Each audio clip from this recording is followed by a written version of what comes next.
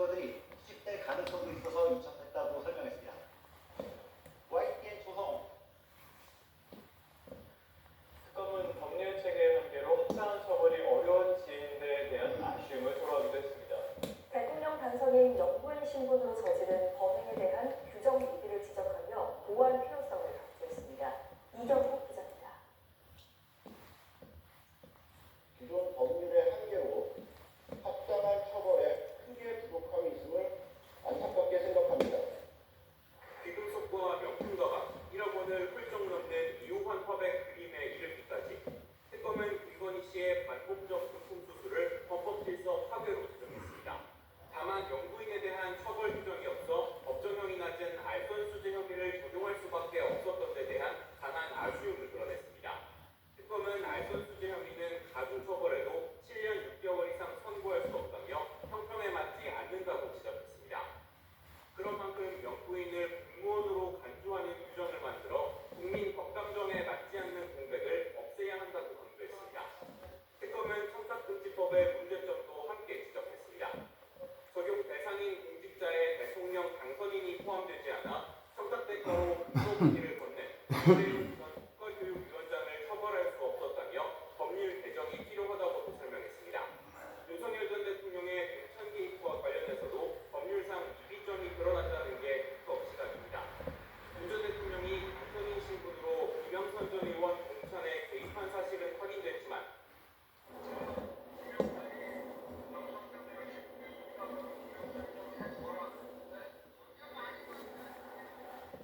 공직선거법상 당선인이 공무원으로 규정되지 않아 선거법 위반으로 처벌할 수 없었다는 겁니다.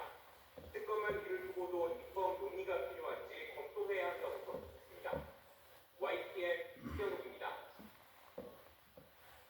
자, 이번 김건희 특검을 끝으로 3대 특검 수사는 마무리됐습니다. 하지만 더불어민주당은 2차 종합특검을 추진하겠다고 거듭 강조했습니다. 국민의힘은 법령권 노비 의혹을 덮은 민중기 특검에 대한 수사는 이제 시작이라며 통일교 특검을 거듭 압박했습니다. 박전현 기자입니다. 김건희 특검이 마침표를 찍은 날 민주당은 다시 한번 2차 종합특검 운을 띄웠습니다. 통일교 한학자 총재와 국민의힘 권성동 의원을 구속 기소하는 등 나름의 성과는 있었지만 미진한 부분도 여전하다는 겁니다. 새해 첫 법안으로 처리할 예정입니다. 불법 내란과 V제로 김건희의 비리를 티끌 하나 남김없이 찾아내 반드시 죄를 묻겠습니다. 나아가 서해 공무원 피격 사건에도 특검 카드를 시사했습니다.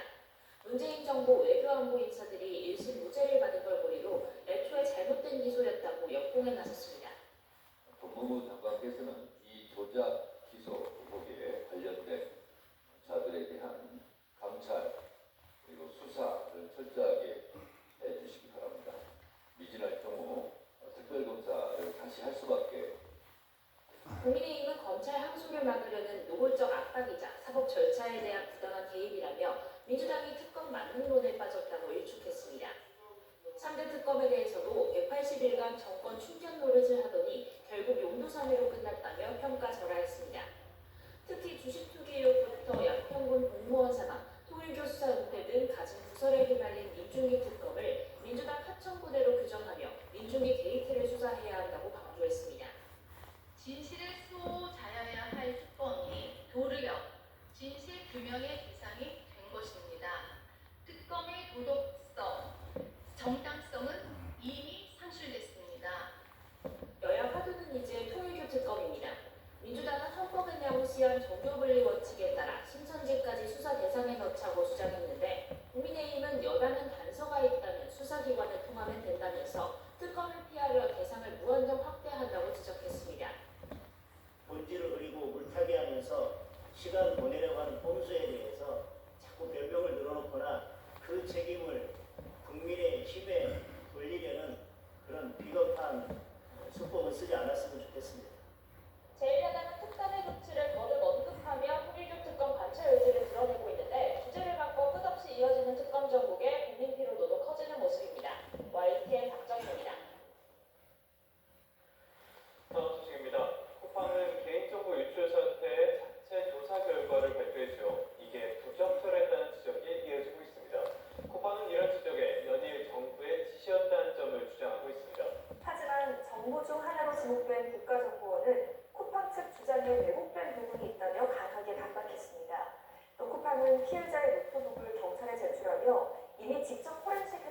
사실을 알리지 않은 것으로 파악됐습니다. 유사연 기자가 단독 보도합니다. 쿠팡은 개인정보 유출 사건과 관련해 자체조사 논란이 불거지자 정부 공조와 지시에 따른 것이라고 주장하고 있습니다. 그런데 정부로 지목된 국가정보원은 쿠팡 측 주장에 왜곡된 부분이 있다며 강하게 반박했습니다. 국정원 관계자는 YTN과의 통화에서 쿠팡이 입장문 형식의 보도자료에서 정부를 언급하며 공조와 협력을 했다고 주장했지만 국정원과 무관한 부분이 상당수라고 밝혔습니다.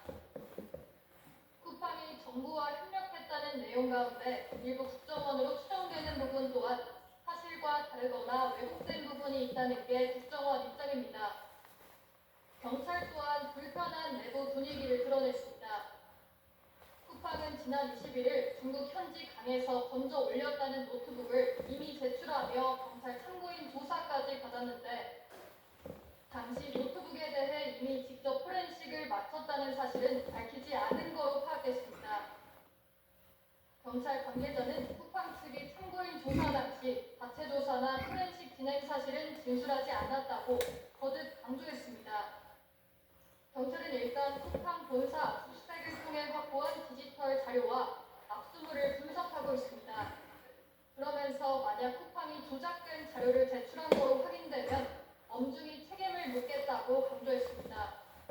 쿠팡이는 입장문에 대해 국정원부터 경찰까지 정부기관이 잇따라 반박에 나선 가운데 쿠팡은 현재로서는 제공된 정보 외에는 확인이 불가하다는 입장을 밝혔습니다. YTN 유서연입니다. 김범석 쿠팡 INC 의장이 지난 2020년 승진 노동자 고 장덕준 씨에 대해 열심히 일했다는 기록이 남지 않도록 하라고 지시하는 등 산업재해를 은폐하려고 했다는 의혹에 대해 서울경찰청이 직접 수사에 나섰습니다. 서울경찰청 광역수사단 형사기동대는 지난 26일